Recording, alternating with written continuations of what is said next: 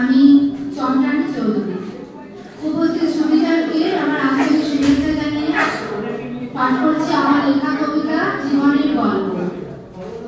শীতের ভোরের মতোই মাঝে মাঝে কুয়াশায় ঢেকে যায় মন, এলোমেলো হয়ে পড়ে থাকে বর্ণমালারা। আলোর অপেক্ষা করি, কুয়াশা কেটে গুছিয়ে বসতে চাই।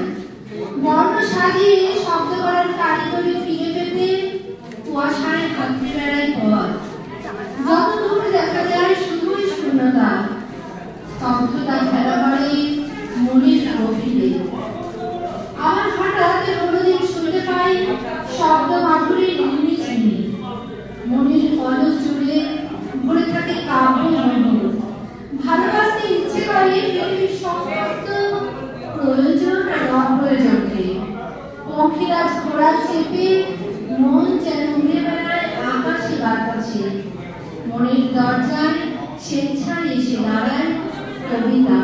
নমস্কার।